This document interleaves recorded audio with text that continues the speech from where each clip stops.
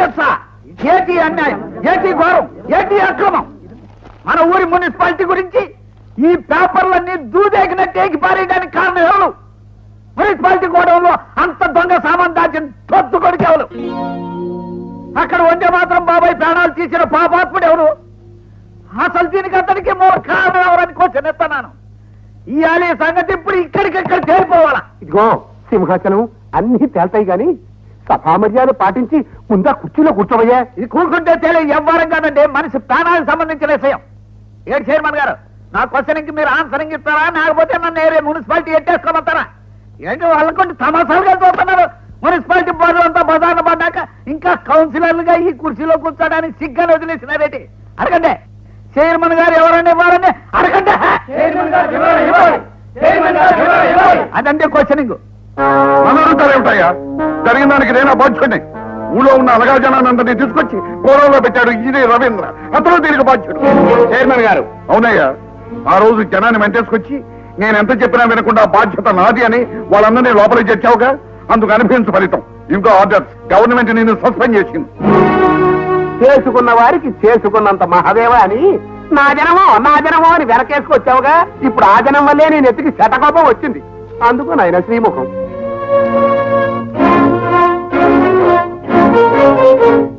తప్పంతా జనం మీదకి నెట్టేస్తున్నారా శఠగోపం గారు? ఇళ్లు కూలిపోయి నిరాశ్రయులై 3 పూట్ల తిండికి లేని ఆ నిర్భాగ్యులకు మున్సిపల్ గోడౌన్ కింద అంత పెద్ద అండర్ గ్రౌండ్ నిర్మించే శక్తి ఉందా? కొన్ని లక్షల విలువైన దొంగ సరుకును నిల్వ చేసే తాహత్తుందా? ఆ కుటుంబాలందరికీ తల్లో నాలుకైన వందే మాత్రం బాబాయిని వాళ్లే చంపుకోవాల్సిన అవసరం వాళ్ళకేమొచ్చింది? ఆ రోజున హత్య జరిగిన సమయంలో వాళ్ళంతా మీరు శంకుస్థాపన పేరిట ఏర్పాటు చేసిన సభలో ఉన్నారు. సభ జరిగిన సమయంలోనే హత్య జరిగిందన్న సంగతి ఎవరు ఆలోచించలే? ఆ రోజు వాళ్ళు గోడౌన్లో తలదాచుకోవటానికి కాళేశ్వరరావు గారి అభ్యంతరానికి కారణం ఏమిటో అర్థమయ్యేలా చెప్పరే? అంటే నీ ఉద్దేశం నేరస్తులు మేమంటావా? నిజమైన దొంగలెవరో ఇక్కడున్న ప్రతి వాళ్ళకి తెలుసు. అధికారానికి లొంగిపోయి కొందరు, దౌర్జన్యానికి భయపడి మరికొందరు నిజాన్ని గుండెల్లోనే అణిచివేసుకుంటున్నారు. ఆ దొంగలెవరో నీకు తెలిస్తే నువ్వు నిరూపించవయ్యా. నిరూపిస్తాను. అన్యాయాన్ని నడివీధిలో నిలబెడతాను. ప్రజల కళ్ళు తెరిపిస్తాను. ఆ రోజు ఎంతో దూరంలో లేదు. ఎలకండి బాబు, అసలు దొంగల్లో కేసు వెళ్ళిపోతున్నారేంటి? ఎవరయ్యా అసలు దొంగ? ఎవరేంటి? ఈ కాళేశ్వరరావు గారే. మా చైర్మన్ గారిని దొంగంటావరా? అంతా ఏం చేస్తావా? ఆగండి ఆగండి ఆగండి ఆగండి ఆగండి. ఈ సభని నిరవధికంగా వాయిదా వేస్తున్నారు. మీటింగ్ లో ఏం జరిగిందిరా? హామీ పత్రం రాసిచ్చాను గనక జరిగిన దానికి నేనే బాధ్యుడని నన్ను సస్పెండ్ చేయించాడు చైర్మన్. అయితే నా ఊహ నిజమే అయిందనమాట. ఏటనే అది? నీకు తెలియకుండానే నీ వెనుక పెద్ద వ్యూహం పన్నారు రవీంద్ర. మొన్న నేను నెంబర్ నోట్ చేసిన మున్సిపల్ కారు కూడా ఆ రోజు ఆ టైంలో నువ్వే వాడినట్టుగా లాక్ బుక్ లో రాశారు. ఆ తప్పుడు సంతకం చేసిన వాడెవడో కనుక్కుంటాను. వాడిని నువ్వు అరెస్ట్ చేసి జైల్లో తోసేస్తే అసలు నిజం బయటపడుతుంది. తొందరపడకు. సాక్ష్యాధారాలు సేకరిస్తే తప్ప మనం ఏం చేయడం. అందుకే మా డిపార్ట్మెంట్ చైర్మన్ మీద నిఘా వేయమని హెచ్చరించాను. అష్టదిగ్బంధనం చేసి పగడ్బందీగా కేసు ఫైల్ చేస్తే తప్ప వాడిని మనం ఏం చేయలేము. కమాన్. ఏమిటి? అవును సార్, మీ మీద నిఘా వేయమని పోలీసులు కూడా పెట్టారంట. ఇది ఎక్కడ కూడవండి బాబు? ఇంజనీర్ సస్పెండ్ అయ్యారని దాన్ని సంబరపడుతూ ఉంటే మన నెత్తిన శటకోపం తట్టడానికి కొత్తగా వాడు అన్నయ్య ఒకటి తయారయ్యేటండి. ఆ ఇంజనీర్ మా చేతుల్లో వాడు కనుక వాడు నోరు ముయించారు. వీడు పోలీస్ ఆఫీసరు, వీళ్ళు ఎలా ముయిస్తారు? వర్షాలు వస్తేనే నదులు పొంగుతాయి, అగ్ని పర్వతం బ్రద్దలైతేనే లావా ప్రవహిస్తుంది. సమయం వచ్చినప్పుడే వాడి నోరు మూతపడి తీరుతుంది.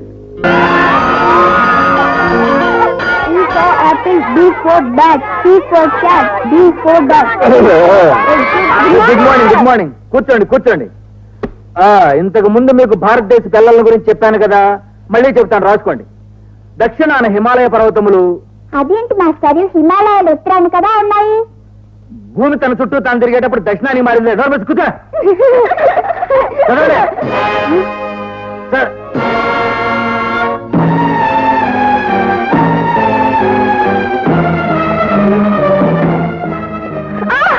ఏంటి బాబు, ఏం జరిగింది? వాడు వాడు మా వంట మాత్రం తాతని చంపేశాడు. అలాగా? రా బాబు, పోలీసు చెప్తాం పద. ఏమిటా లెక్కలు? హలో, ఏం సార్ మస్తాన్ని? ఎక్కడి నుంచి? మన స్కూల్ నుంచే సార్. ఆ రోజు గోడౌన్ దగ్గర మద్దతు జరిగినప్పుడు చూసిన కుర్రాడు నన్ను గుర్తుపెట్టాడు. వాడు ఇప్పుడు ఎక్కడ ఉన్నాడు? మన దగ్గరే ఉన్నాడు సార్. సరే, నువ్వు ఒక్కడే ఉండు, నేను ఇప్పుడే వస్తున్నాను. ఆడికి చదువొచ్చు, ఏడు పిలకాయలు అన్నింటిలో రోజుకు 10 రూపాయలు వస్తాయంటే నా మాట విన్నవా నువ్వు?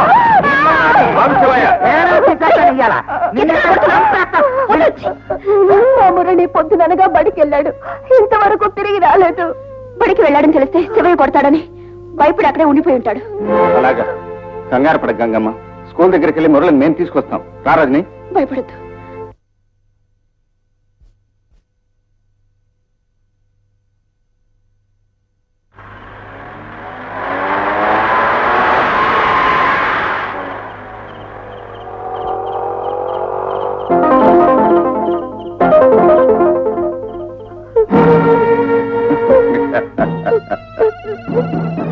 ఇప్పుడు చెప్పరా, వీడిని నువ్వు ఎక్కడ చూసావు?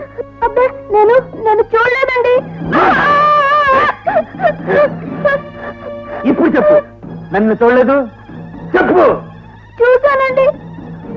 చెప్పు, ఎక్కడ చూసావు? మరి సినిమా హాల్ దగ్గర క్యూలో చూశానండి. అబ్బో అబ్బో, వీడు చాలా తిరగలడయ్యా. స్కూల్కి మంచి పేరు తీసుకొస్తాడు.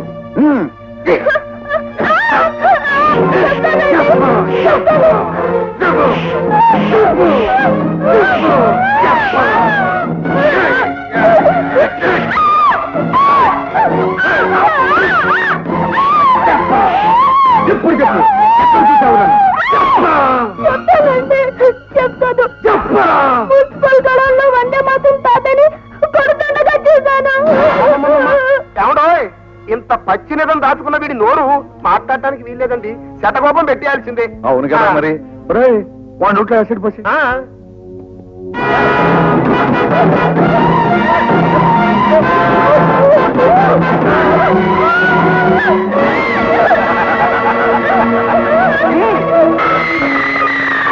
అయ్యా, నాకు అనుమానం, వీడు మాట్లాడలేకపోయినా చేత్తో రాసి చూపించచ్చుగా. అవునవును, ఆ ప్రమాదం కూడా ఆ, ఉంది. వాడి చేతులు కూడా పని చేయకుండా చేసేస్తే మన బాధ్యత తీరిపోతుంది.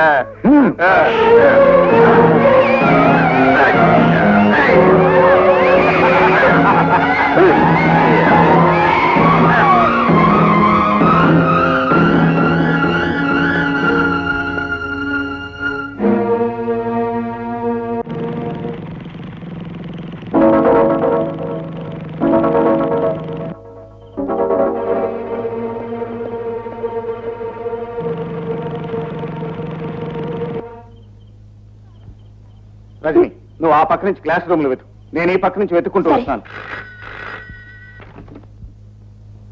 హలో, ఏమిటి? అవును సార్, స్కూల్లోకి వెళ్ళిన వాళ్ళు ఇంతవరకు తిరిగి రాలేదు. ఇప్పుడే మీ తమ్ముడు గారు రజని అనే అమ్మాయితో ఆ స్కూల్ కాంపౌండ్ లోకి వెళ్ళారు సార్. అలాగా, సంథింగ్ మిస్టీరియస్. మురళి!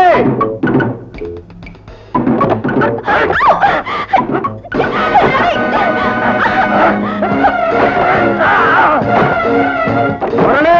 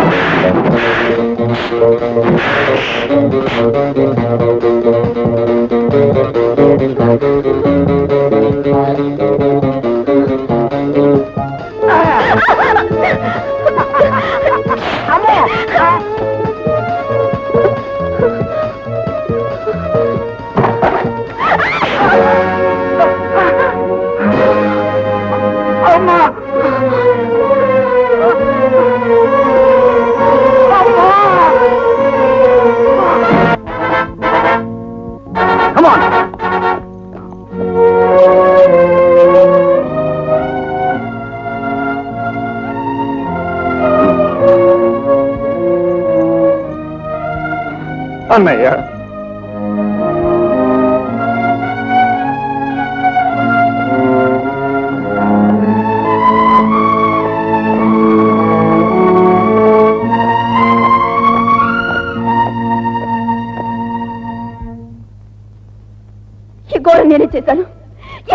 చేశాను.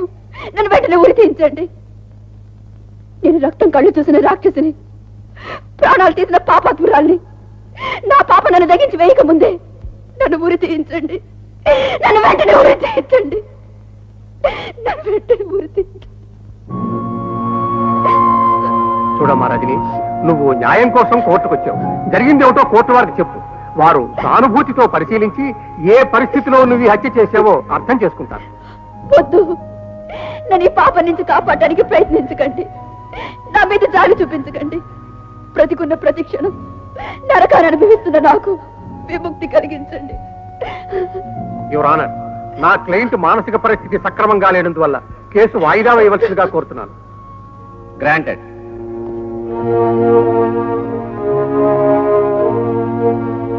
అమ్మా రజనమ్మ, నా బిడ్డను ఎత్తుకుంటూ వెళ్ళి నీ ప్రాణాల మీదకి తెచ్చుకున్నావా తల్లి?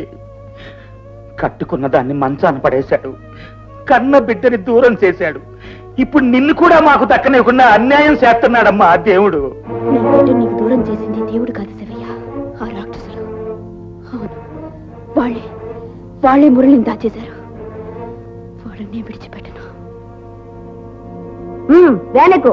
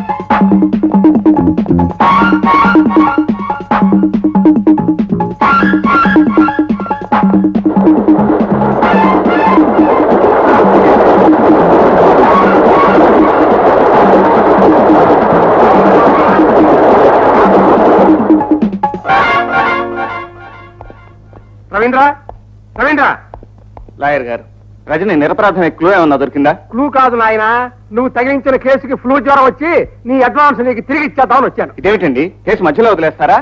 నేను ఈ హత్య చేశాను అప్రభో అని ఆ పిల్ల కోర్టులో అరుస్తుంటే కాదు బాబు అని నేను ఆరాధించేదయ్యా. ఆవేశపడకుండా అసలు ఏం జరిగిందో వినండి. నేను ఏం లాభం ఏమిటయ్యా, అంతా ఆవిడ కోర్టులో జడ్జి గారు పిలిపించిందిగా. లాయర్ గారు, తన ప్రాణానికి ప్రాణంగా ప్రేమించిన మనిషికి ద్రోహం చేశానన్న పశ్చాత్తాపంతో ఆమె పడే మోగవేదన మీరు తెలుసుకుంటే ఆమె అలా ఎందుకు ప్రవర్తించిందో మీకే అర్థం అవుతుంది. సరే, రజని నిర్దోషం ఆధారాలు నీకు ఏమైనా దొరికితే వెంటనే నన్ను వచ్చి కలుసుకో. Thank you sir.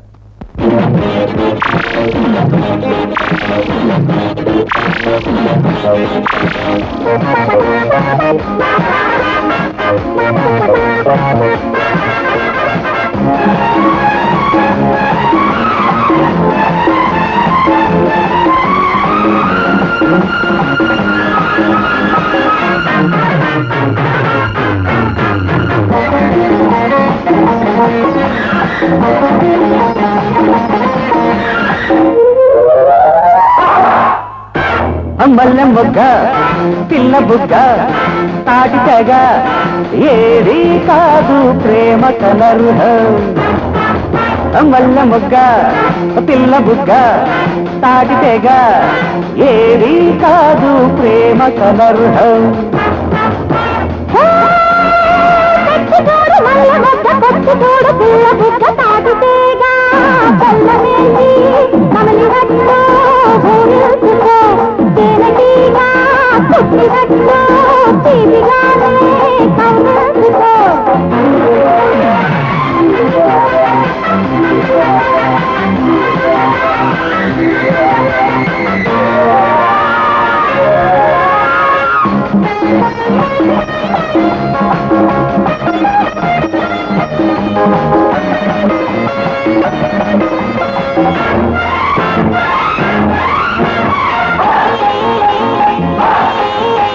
మూడు పొద్దులా నన్ను ముద్దాడుకో, రెండు బుగ్గలా నన్ను కిక్కాడుకో.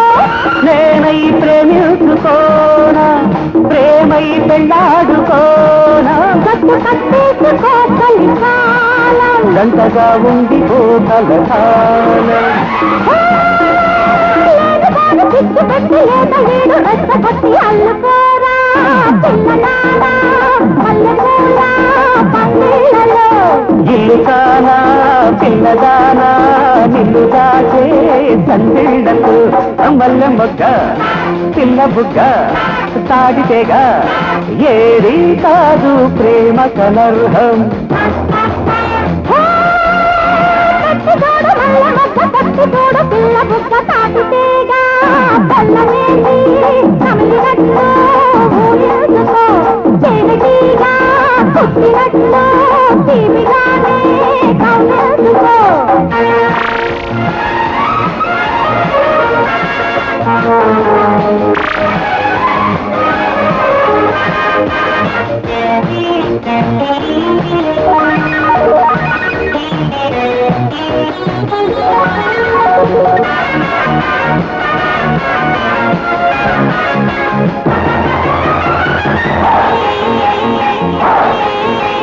కుర్రదానికి ఎర్ర బుగ్గున్నది ఎర్ర బుగ్గలు సిగ్గు మొగ్గున్నది.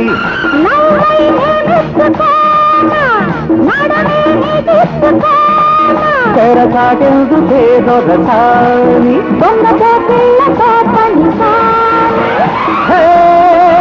కన్నె పిట్ట కూత పెట్టే కంటి పిట్ట రెప్ప కొట్టి పంచుకోవే ముద్దుగుమ్మ పంచదార చప్పుళ్ళతో.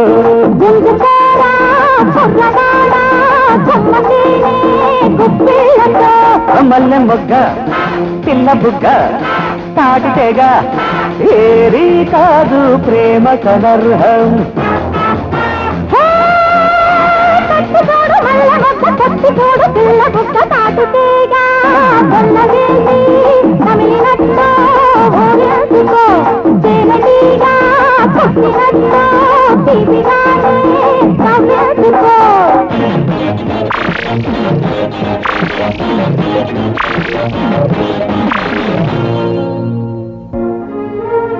వదినా ఏమిటిదంతా? మాకు సెలవిప్పించు బాబు. నువ్వు ఇల్లు వదిలి వెళ్ళిపోతున్నావు వదినా? అసలు నేను ఈ పని ఏనాడో చేసి ఉండవలసింది. నా దేవుడే నాకు అన్యాయం చేసి వెళ్ళిపోయిన తర్వాత ఇక్కడ ఏ బంధం మిగిలింది గనక ఇంట్లో ఉండాలి. వదినా ఇన్నాళ్ళు నేను భ్రమలో పడ్డానయ్యా. నా బిడ్డలు అనాథలు కాలేదు. వాళ్ళ బాబాయ్ వాళ్ళని కడుపులో పెట్టుకుని కాపాడుతాడని ఆశపడ్డాను. నీ వదినికి మంచి గుణపాఠం చెప్పావయ్యా. నువ్వు ఆవేశంతో మాట్లాడుతున్నావు వదినా? కాదు, యథార్థమే చెప్తున్నాను. తోడబుట్టిన అన్నయ్యని దారుణంగా హత్య చేసిన ఆ రాక్షసుని నువ్వు కాపాడాలని ప్రయత్నిస్తున్నావు. ఇంతకంటే అమానుషం ఉంటుందా? ఈ ఇంటితో నాకున్న బంధం తెగిపోవటానికి ఈ నిదర్శనం చాలదు. నువ్వు పొరపడుతున్నావు వదినా. రజని హంతకురాలు కాదు. దుర్మార్గుడైన ఆ కాళేశ్వరరావు మన కుటుంబం మీద పగబట్టి అన్నయ్యని బలి తీసుకున్నాడన్న అనుమానం. నిజమైన హంతకుడిని ఉరికమ్మ ఎక్కించి అన్నయ్య ఆత్మకు శాంతి కలిగిస్తాను. నిజంగా మీ అన్నయ్య ఆత్మకి శాంతి కలిగించాలన్నదే నీ ఆశయం అయితే నీ వదినకు నువ్వు మాట ఇవ్వాలి. చెప్పొదినా, ఏమిటది? శాంతిని నువ్వు పెళ్లి చేసుకోవాలి. వదినా? అవును బాబు, నీ వదిలే ఈ గడప దాటి వెళ్ళకూడదనుకుంటే నువ్వు ఆ పని చేయాలి. నా మాట నెరవేరుస్తానని దేవుడు లాంటి మీ అన్నయ్య మీద ప్రమాణం చేసి చెప్పు రవి.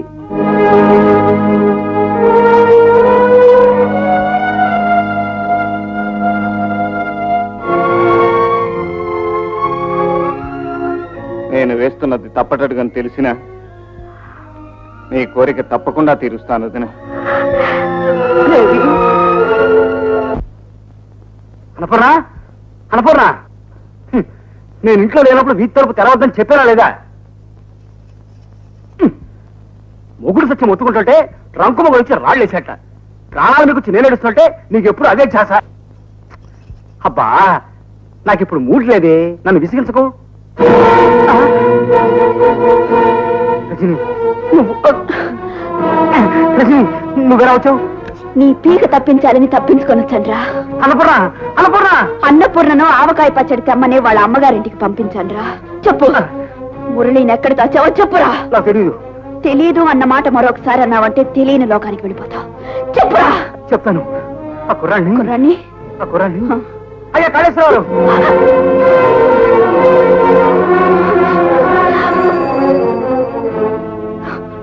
పోలీసు కస్టడీలోంచి పారిపోయి తిన్నగా నీ ఇంటికి వచ్చింది అంటే అది తెగించిందన్నమాట. అవును సార్, ఆ కుర్రాన్ని ఎక్కడ దాచామో చెప్పకపోతే ప్రాణాలు తీసేస్తానంది. అంతేకాదు, నిజాలు తెలుసు గనక వాడిని అడ్డం పెట్టుకుని ఆ కేసులో మనల్ని దోషులుగా నిరూపించాలని చూస్తుంది. అసలు ఆ కుర్రాన్ని లేపేస్తే పీక పీసుకి సముద్రంలో పారేయమంటారా? అంతేకాదు, ఆ రజనీని పోలీసుల కంటే ముందు మీరు పట్టుకొని నా ముందు నిలబెట్టాలి. అలాగే సార్. అయ్యా, ఇంటికి వెళ్దామంటే అది ఏ అర్ధరాత్రి వచ్చి పీక మీద ఖర్చు పెడుతుందని భయంగా ఉంది. భయంతో చావడం నీకు భయం అయితే ఒకే ఒక పోటు పొడుస్తాను, ధైర్యంగా తెచ్చు. అమ్మో, అలాగూ చావడం నీకు ఇష్టం లేకపోతే అజ్ఞాతవాసంగా పెళ్ళి. అజ్ఞాతవాసమా? పాండవులంతటి వాళ్ళకే మారు వేషాలు ఇక తప్పలేదయ్యా. నువ్వు వెళ్ళు.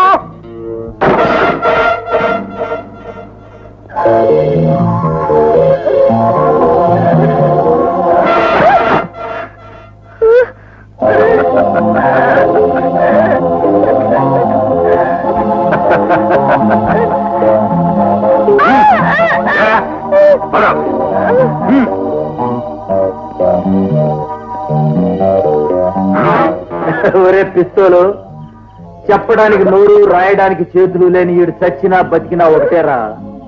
ఇన్ని తీసుకెళ్లి కొత్తపేట రాజుగారికి అమ్మాయి. అది కమ్మేమని అయ్యారికి తెలిస్తే ఒరే పిచ్చినాయలా, ఆడిచ్చే డబ్బు ఇద్దరం చెరుసగం పంచుకుంటాంగా, నేనెందుకు చెబుతారా? ఓకే, అలాగే చేద్దాం. పద. ఎవరు చేసిన కర్మ వారు అనుభవించక ఏరికైనా తప్పదన్న. అన్నపూర్ణ, అన్నపూర్ణేశ్వరి. ఎవడ్రా నువ్వు? అచ్చు మా ఆయన పిలిచినట్టు పిలుస్తున్నావు? ఆయనేనమ్మా, అడుక్కు తినేవాడిని. ఏమన్నా పెడతావా? ఏం పెట్టను? ఇది నా ముందు ఇప్పుడు నోరు జారింది. నేను లేననుకుని కాలు జారితే అప్పు చెప్పేస్తాను. నీ మొగుడిని బతుకున్నానని చెప్పేస్తాను. అన్నపూర్ణ. ఏమిటి మళ్ళీ నా మొగుడు పిలిచినట్టు పిలుస్తున్నావు? పోయేవాడు మొదటి గోదావరి వరదల్లో పోయినా పోయేది, చందాలెన్నా వచ్చేవి. అడ్రస్ లేకుండా పోయాడు. రోజు చాలా మంది వచ్చి మీ ఆయన ఏడి అని అడుగుతుంటే మా ఆయన ఎంత గొప్పవారో, ఎంత మంచి పేరుందో అనుకున్నాను. తీరా చూస్తే వాళ్ళు రౌడీస్లట. వద్దు, నేను బతుకున్నానని తెలిస్తే ఆ రౌడీలు నా ప్రాణాలు తీసేస్తారు. ఇలాగే ఉండి దీన్ని శీలం కాపాడుకుంటాను. అమ్మా అన్నపూర్ణేశ్వరి, భిక్షాం దేహి. సన్యాసి కదా, ఏం పెట్టను? ఏదో ఒకటి పెట్టు తల్లి.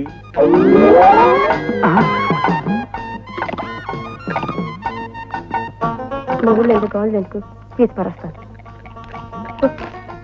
ఇదేమిటి తల్లి? నా దగ్గర పనికిరాని ఇవే ఉన్నాయి, ఇవి కూడా తీసుకో. ఆగు తల్లి, అపచారం. నీ భర్త బతికే ఉన్నాడు. ఎక్కడున్నాడు? వస్తాడు, పౌర్ణమి వెళ్ళగానే వచ్చేస్తాడు. నువ్వు లోపలికి వెళ్ళమ్మా. నేను వెళ్ళను. ఏ మా ఆయన లాగా నువ్వు కూడా లోపలికి వెళ్ళు అంటావేమిటి? తప్పమ్మా, ఇల్లాలు ఇలా వీధిలో నిలబడకూడదు. నేను వీధిలోనే నిలబడతాను. నా మొగుడు చెప్తేనే నేను వెళ్ళలేదు. అడుక్కు తినేవాడివి నువ్వు చెప్తే నేను వింటానా?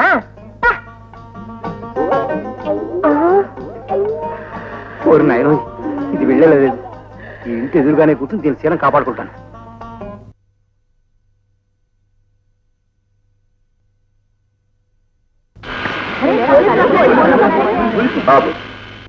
దండాలండి. ఏంటి బాబు ఇలాగ వచ్చినారు?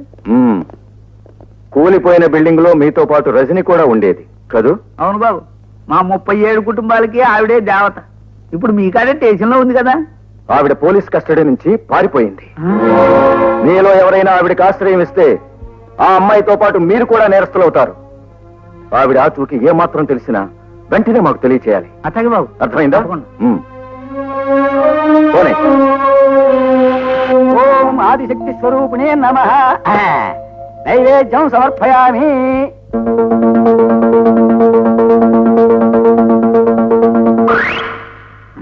హారతి సమర్పయామి. ఓం శాంతి సర్వే జనా సుఖినో భవంతు. పూజారయ్యా, ఏటది? ఏమిట్రా? ఆ 2 కొబ్బరి చెప్పులు అయితే ఒకటి మాయమైపోనాది. దేవత తీసుకుందేమోరా. దేవత? అమ్మా కరుణించినావా తల్లి, కరుణించినావా తల్లి. ఆకలేసినది కావాలా, ఆ రెండోది కూడా తినే తల్లి. ఈ సంగతి ఊళ్ళో వాళ్ళకి కానీ తెలిస్తే మా పరపతి పెరిగిపోద్ది. హారతి కళ్ళకద్దుకోండి బాబు. పరమేశ్వరి కటాక్ష సిద్ధిరస్తు. శీఘ్రమేవ సుపుత్ర ప్రాప్తిరస్తు.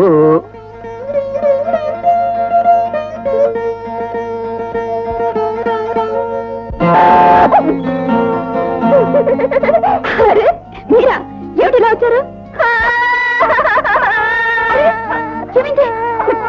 మీరెందుకు ఏడుస్తున్నారు?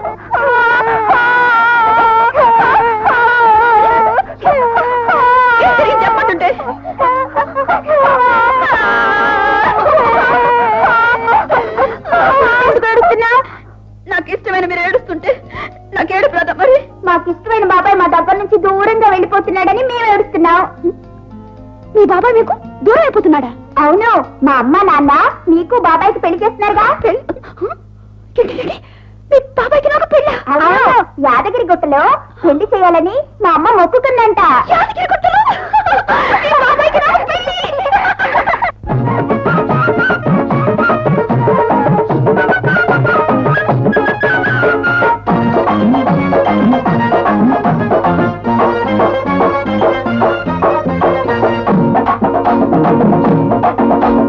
యాదగిరి గుట్ట కాడ పిల్లో పిల్ల యాదు చెయ్యమంటావా పిల్లో పిల్ల అందమంత అరగదీసి పిల్లో పిల్ల గంధమిచ్చుకున్న మాట పిల్లో పిల్ల గుట్ట కింద జాతరంత గుర్తు చేసుకో గుట్ట కింద జాతరంత గుర్తు చేసుకో యాదగిరి గుట్టగా పిలగా పిలగా యాదవంత దిగ్గాయ పిలగా పిలగా కౌగిలింత నలగబెట్టి పిలగా పిలగా తలకబోత మున్న మాట పిలగా పిలగా గుట్టు వల్ల రైతు సంత గుర్తు చేయకు గుట్టు వల్ల రైతు సంత గుర్తు చేయకు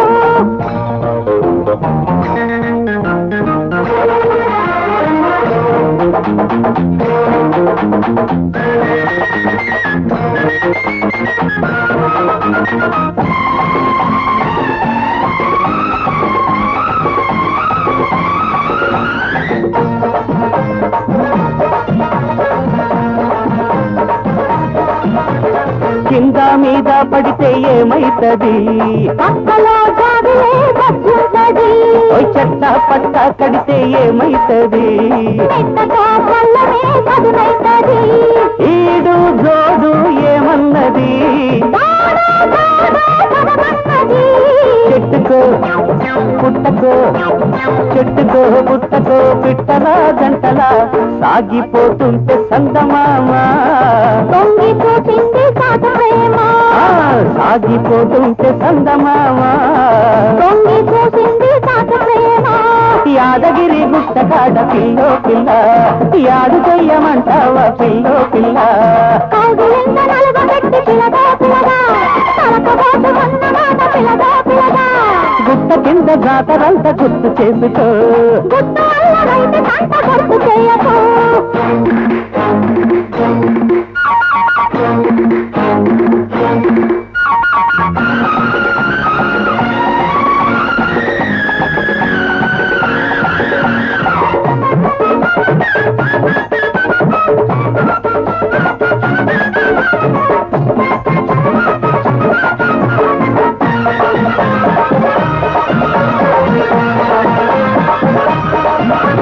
గుట్ట మీద కన్నలేడి ఏమన్నది గుడ్డుగా పెట్టుకో ముద్దన్నది గుట్ట మీద ఆమె బిడ్డ ఏమన్నది కొమ్మలో పండుని సొమ్మన్నది ఏమన్నది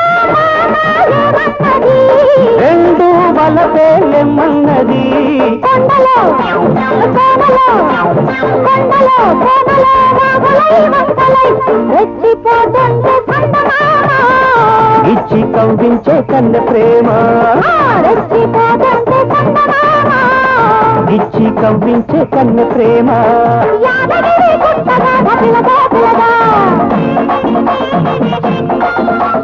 యాదవంత దిగ్గాయ పిలగా పిలగా అందమంద అరగదీసి పిల్లో పిల్ల గంధమిచ్చుకున్న మాట పిల్లో పిల్ల గుట్టు వల్ల రైతు సంత గుర్తు చేయకు గుట్ట కింద జాతరంత గుర్తు చేసుకో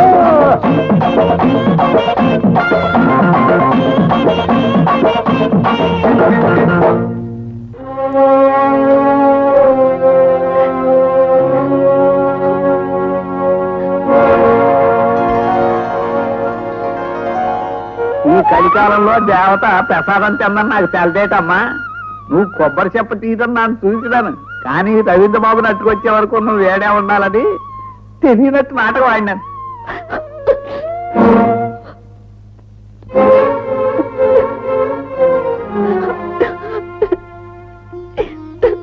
రజని, ఇంతకాలం ఇంత ధైర్యంగా ఉన్న దానివి ఇప్పుడు నన్ను చూడగానే ఆడదాని అయిపోయావి. మీ కుటుంబం కుటుంబాన్ని నేనే నాశనం చేశానని, మీ అన్నయ్యని నేనే చంపానని మీ వదిన అనుక్షణం కుమిలిపోతూ నన్ను చదివిస్తుంది కదా. లేదు రజని, అది కేవలం నీ భ్రమ. నిజం నిరూపించబడితే నువ్వు నిర్దోషిగా విడుదలవుతావు. కానీ నీకు తెలిసిన నిజాన్ని నిర్భయంగా నువ్వు కోర్టులో చెప్పాలి. ఆ రోజు స్కూల్లో మన మీద దాడి చేసింది ఎవరు? అసలు ఆ రోజు ఏం జరిగింది? వాస్తవాన్ని నువ్వు ఎందుకు దాచేస్తున్నావు? బ్రహ్మానందం ఇంటికి ఎందుకు వెళ్ళావు? చెప్పమ్మా, చెప్పు. చెప్తాను. ఆ రోజు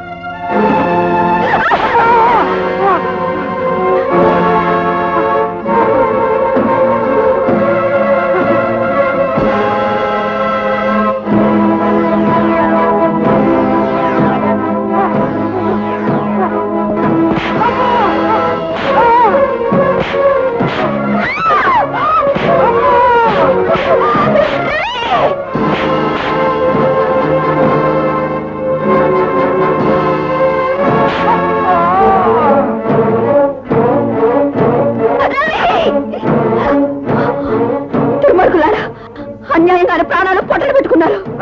నువ్వే కోర్టులో ఈ నేరాన్ని నువ్వు ఒప్పు తీరాలి. ఏదో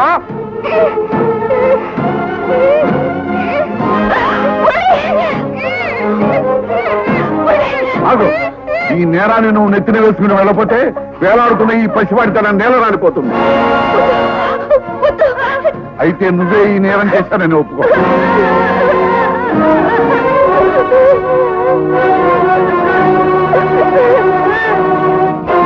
ఆ దుర్మార్గులు మురళి ప్రాణం తీస్తారన్న భయంతో కోర్టులో ఈ హత్య నేనే చేశారని ఒప్పుకుని శిక్షకు సిద్ధపడ్డాను.